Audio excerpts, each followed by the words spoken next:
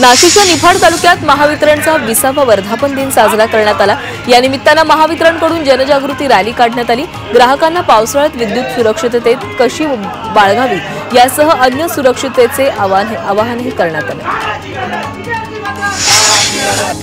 11वी प्रवेशाच्या पहिल्या फेरीपासून 1,41,000 विद्यार्थी वंचित राहण्याची शक्यता आहे। काल दुपारी 2 वाजता 11वी प्रवेश प्रक्रियेसाठी अर्ज नोंदणी बंद करण्यात आली आहे। त्यामुळे तब्बल 1 लाख विद्यार्थी पहिल्या फेरीला मुकणार आहेत। यात सर्वाधिक विद्यार्थी हे मुंबई विभागातील आहेत, तर सर्वात कमी विद्यार्थी हे लातूर विभागातून आहेत। नाशिकच्या मनमाडमध्ये विद्युत वितरण कंपनीच्या 20व्या वर्धापन दिनानिमित्त विद्युत सुरक्षा सप्ताहाचं आयोजन करण्यात आलं। यावेळी मनमाड महावितरण कर्मचाऱ्यांनी जनजागृती रॅलीही काढली। तसंच पावसाळ्यामध्ये विद्युत सुरक्षिततेत कशी बाळगावी याचं आवाहनही करण्यात आलं। आरटीईसाठी शिक्षण विभागानं 176 कोटी 92 लाख रुपये मंजूर केलेत। पहिली ते 8वी पर्यंतच्या 4,79,000 विद्यार्थ्यांच्या मोफत शिक्षणासाठी 176 कोटी 92 लाख रुपये मंजूर करण्यात आले।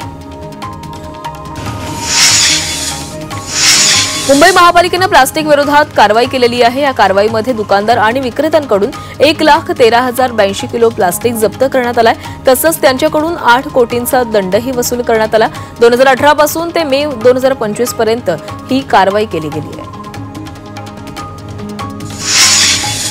समृद्धी महामार्गावरून आतापर्यंत 2 कोटी वाहनांनी प्रवास केलाय। या वाहनांच्या माध्यमातून MSRDCच्या तिजोरीमध्ये 1,530 कोटी रुपयांची भर पडली आहे। तसंच आता नागपूर ते मुंबई समृद्धी महामार्गाचा 3रा टप्पाही वाहतुकीसाठी खुला करण्यात आला आहे। राज्य परिवहन महामंडळाच्या मुंबईतील महाव्यवस्थापक यामिनी जोशी यांनी येवला आगाराला अचानक भेट दिली। स्वर्गीय बाळासाहेब ठाकरे स्वच्छ आणि सुंदर बस स्थानक अभियानाअंतर्गत त्यांनी स्थानकाची पाहणी केली आहे। यावेळी त्यांनी येवल्यातील प्रवासी आणि पत्रकारांसोबत देखील संवाद साधला। वांगणेजवळच्या पाषाणे गावामध्ये विकासकांकडून शासकीय नियमांची पायमल्ली केली जाते। अनेक गृहप्रकल्पातील सांडपाण्यावर प्रक्रिया न करताच ते बाहेर सोडलं जातंय। त्यामुळे उल्हास नदी प्रदूषित होतीये। रेन वॉटर हार्वेस्टिंग सिस्टीमही बंधनकारक असताना त्याकडे पूर्णपणे दुर्लक्ष केलं जातंय।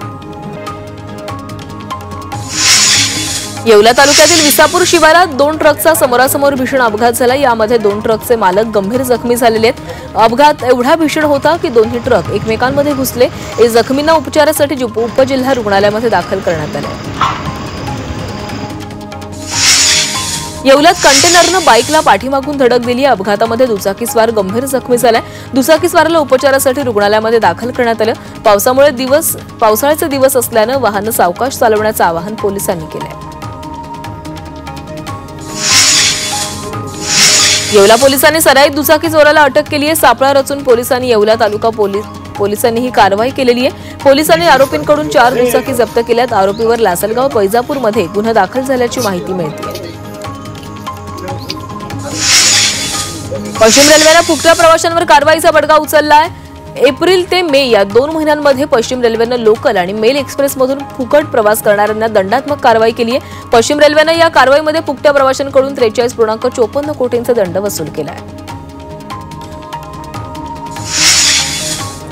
मुख्यमंत्री देवेंद्र फडणवीस यांनी राज्यातील 903 योजनांच्या प्रशासकीय मान्यता रद्द केल्यात। 3 वर्षांपासून रखडलेल्या आणि प्रलंबित असलेल्या योजना बंद करण्याचा महत्त्वाचा निर्णय फडणवीसांनी घेतलाय। भूसंपादन, स्थानिकांचा विरोध, ठेकेदारांच्या असहकार्यामुळे या योजना रखडल्या होत्या। लाडकी बहिणीसाठी सामाजिक न्याय विभागाच्या निधीला पुन्हा एकदा कात्री लावण्यात आली आहे। सामाजिक न्याय विभागाचा निधी वळवण्यात आलाय। अनुसूचित जाती घटकांसाठीचा 410.30 कोटींचा निधी लाडक्या बहिणींसाठी वळवण्यात आलाय। तसंच आदिवासी विभागाचा 335 कोटी 70 लाखांचा निधी वळवण्यात आलाय। आतापर्यंत इतर विभागांचा 1,156.3 कोटींचा निधी महिला व बालविकास विभागाकडे वळवण्यात आलाय।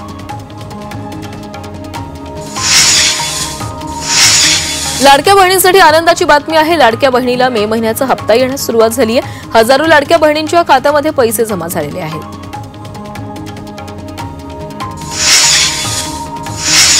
चंद्रपूर जिल्हा मध्यवर्ती बँकेच्या निवडणुकीचा कार्यक्रम जाहीर झालाय। कालपासून नामनिर्देशन पत्र दाखल करण्यास सुरुवात झालेली आहे, तर 11 जुलैला मतमोजणी सुरू होणार आहे। स्वातंत्र्यवीर सावरकरांविरोधात राजकीय वक्तव्य करणं राजद्रोह असल्याचं विधान भाजप नेते रवींद्र चव्हाण यांनी केले। नाशिकमधल्या सावरकर वाड्याला रवींद्र चव्हाण यांनी भेट दिली। सावरकरांविरोधात बोलणाऱ्यांचा बहिष्कार करण्याची गरज असल्याचंही ते म्हणाले। स्वातंत्र्यवीर पदवी ही केवळ सावरकरांनाच मिळाल्याचंही चव्हाणांनी सांगितलं।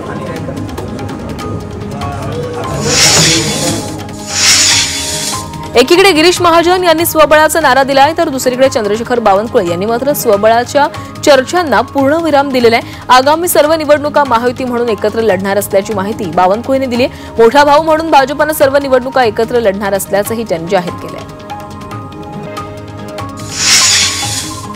कल्याणमधील मनसे आणि शिवसेना उद्धव बाळासाहेब ठाकरे पक्षातील नेत्यांना दोन्ही बंधूंनी एकत्र यावं असं वाटतंय।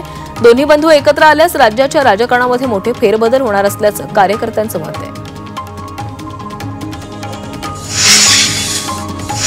नाशिकमध्ये मनसे आणि शिवसेना उद्धव बाळासाहेब ठाकरे पक्षाचं मनोमिलन पाहायला मिळालं। मनसेच्या राजगड कार्यालयाचं नूतनीकरण झालं होतं आणि यासाठी वास्तुशांती आणि सत्यनारायण पूजेचं आयोजन करण्यात आलं। या कार्यक्रमाला ठाकरे पदाधिकारी उपस्थित होते।